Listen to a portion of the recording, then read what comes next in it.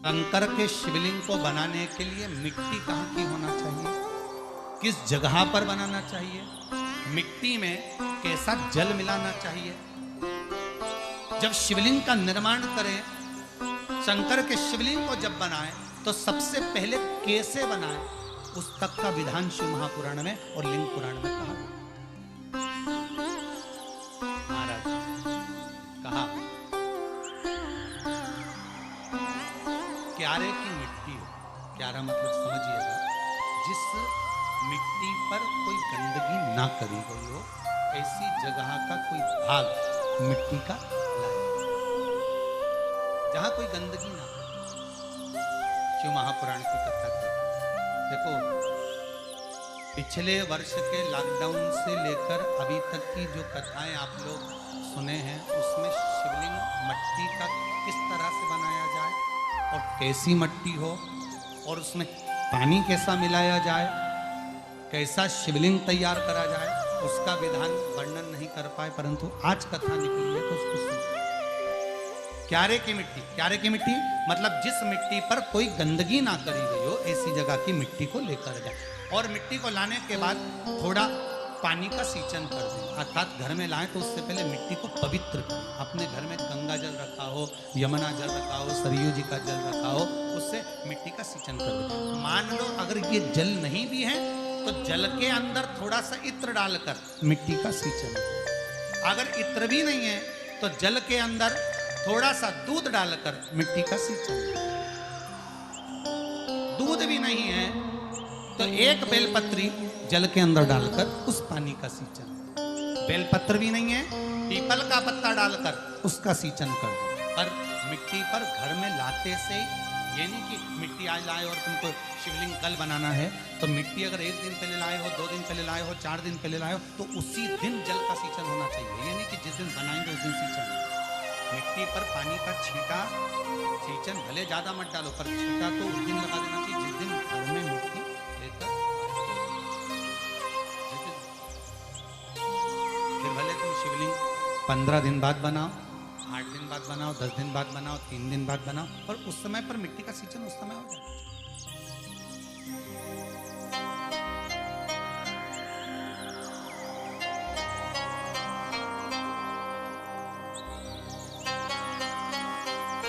फिर कहा जिस दिन शिवलिंग का निर्माण करो, उस दिन प्रातः में अगर आप शिवलिंग बना रहे हैं तो ब्रह्म मुहूर्त में मिट्टी को गला दो। किस पानी से गलाना है उसका भी प्रमाण, उसका भी शास्त्र वर्णन करा। किस जल से गलाया जाए, शिव महापुराण की कथा कहती है अगर आपको आज शिवलिंग का निर्माण करना है, शाम को आप शिवलिंग का निर्माण कर रहे हो, तो अपने पानी का जो मटका होता है, हंडा होता है, रसोई घर में जहां पानी भर कर रखते हो, उसके नजदीक में एक कलश जिसमें अलग से ताजा जल भरा जाए और उस पर प्लेट ढकी हो और उस पर एक चावल का दाना रखा हो, उस जल को लेकर आओ। थोड़ी देर रखा रहे, आधा घंटा, 2 घंटा, 3 घंटा, 15 मिनट, 20 मिनट, पर वो पानी वहां रखा होना चाहिए। रसोई घर में अन्नपूर्णा का निवास होता है, परिंदे के पास पितरों का निवास होता है। अन्नपूर्णा, पित्र सब रसोई घर के भीतर विराजमान होते हैं। शास्त्र कहता है 33 कोटि देवता एक समय के लिए, एक क्षण के लिए हमारे रसोई घर में प्रवेश करते हैं। इसलिए रसोई घर को तुम पूरे घर को स्वच्छ रखो ना रखो, पूरे घर को तुम साफ रखो ना रखो, पर रसोई घर एकदम क्लीन होना चाहिए, साफ होना चाहिए, स्वच्छ होना चाहिए। आज के जमाने में तो फिर गया, पर पहले जब मिट्टी के चूल्हे होते थे, जब चूल्हा बंद होता था तो उसको गीला कर कर, गोबर को या पानी में उसको गीला कर कर, एक कपड़े को गीला कर कर पूरे चौके को, रसोई घर को पोंछा जाता था। मिट्टी का होता था तो भी उसको पोता लगाते थे।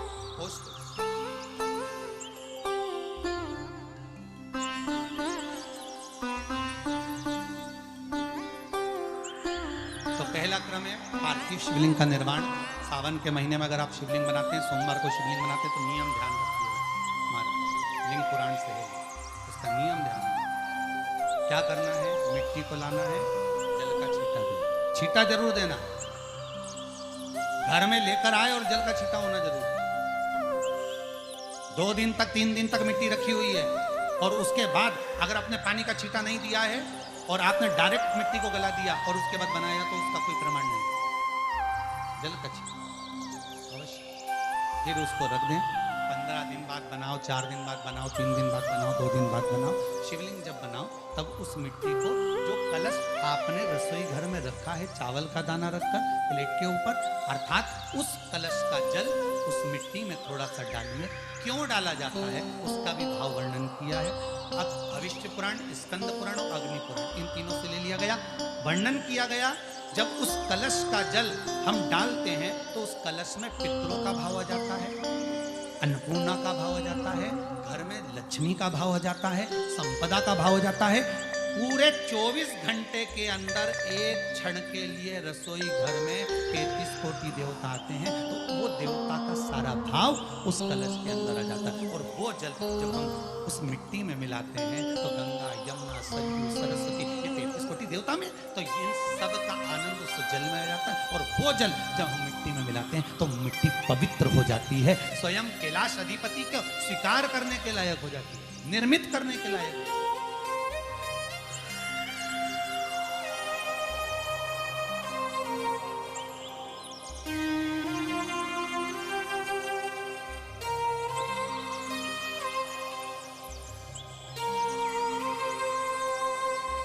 शिवलिंग का निर्माण। अब शिवलिंग का निर्माण कैसे करना? मिट्टी में गला दिया पानी में। सबसे पहले शिवलिंग बनाने से पहले पात्र को, पात्र जो होता है उसके नीचे बेलपत्र रखना है। क्या रखना है? एक बेलपत्र। शंकर को झेलने के लिए कोई साधारण नहीं है पात्र जिसपे झेला जाए। स्वयं गंगा शिव की जटा में, और आप शंकर के शिवलिंग का निर्माण कर रहे हो, कोई साधारण नहीं हो सकता। स्वयं आप विदेश्वर संहिता के अंतर्गत पढ़े कि ब्रह्मा और विष्णु, ब्रह्मा ऊपर जा रहे हैं, भगवान विष्णु नीचे जा रहे हैं, तो पता नहीं कर पा रहे कि यहाँ चरण कहां पर और शीश कहां पर।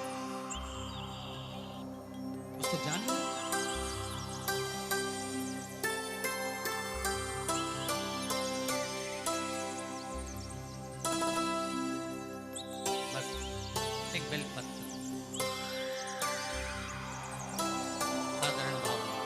बेलपत्र भी सीधा भाग, और इस बेलपत्र की जो डंडी है वो उत्तर दिशा में रखना है, थाली के ऊपर, जब आप शिवलिंग का निर्माण।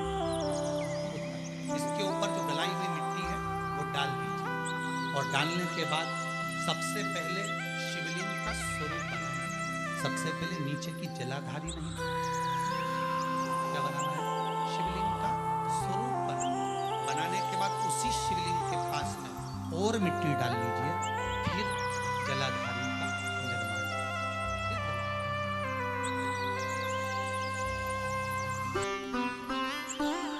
शिवलिंग जलाधारी निर्मित हो गई। शंकर जी का संपूर्ण परिवार शिवलिंग में रहता है, आपको पहले भी कहा। भगवान भूत अधिपति भूतेश्वर भगवान शिव का संपूर्ण परिवार शिवलिंग में, पहले भी कथा में कहा, आज फिर आपको वर्णन कर देते हैं। जैसे ये जलाधारी है गोल, ये चरण है, ये शिवलिंग है।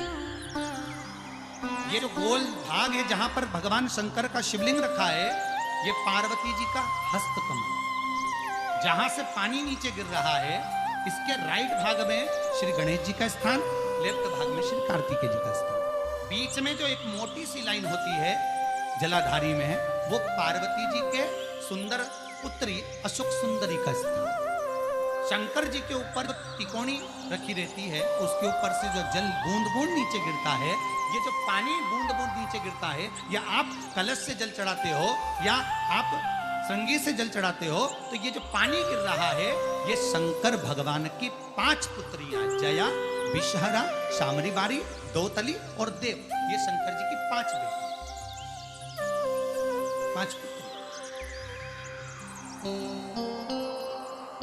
कार्तिकेय भी है, गणेश भी है, अशोक सुंदरी भी है, शंकर जी की 5 बेटियां भी हैं, शंकर भी है और पार्वती भी। अर्थात शिव जी के परिवार में आपको गणेश जी की पूजन अलग करने जाने की जरूरत नहीं पड़ेगी, शंकर के परिवार में पार्वती जी की पूजन अलग करने जाने की जरूरत नहीं पड़ेगी, कार्तिकेय की पूजन अलग जाकर करने की जरूरत नहीं है। शंकर का परिवार शंकर के शिवलिंग के साथ में उस जलाधारी में संपूर्ण परिवार शंकर का विराजमान है, संपूर्ण परिवार, कुछ भी नहीं,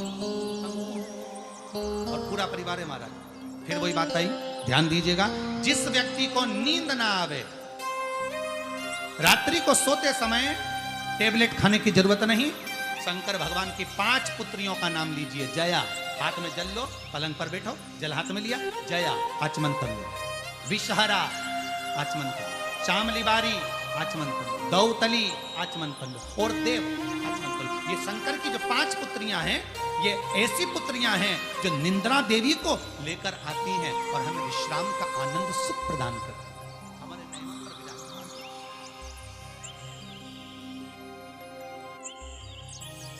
हाँ, यदि विवाह नहीं हो रहा, शादी नहीं हो रही है, बहुत समय से लगन देख रहे हो, शादी नहीं हो रही, बहुत समय से परेशान हो गए कि विवाह ही नहीं हो रहा, हम तो टेंशन में पड़ गए, लड़की 28 साल 30 साल का लड़का हो गया, विवाह नहीं हो रहा, कुछ मत करो। अष्टमी तिथि आए तो अशोक सुंदरी वाली जो जगह है वहां पर हल्दी की 7 बिंदियां लगा दो, लड़का लड़की का हाथ उस बिंदी पर रखवा दो, उसका नाम गोत्र बोलो, उसी हल्दी में उसके हाथ पूजा करवा दो, और पीपल के पेड़ पर उस हाथ के 5 छापे पड़वा दो, 3 महीने में विवाह पक्का हो जाता है। उसका इतना, अशोक सुंदरी के उस हल्दी का इतना प्रभाव,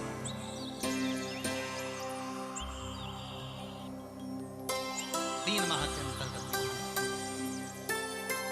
इतना प्रमाण है महाराज। भगवान शिव की आराधना का कोई साधन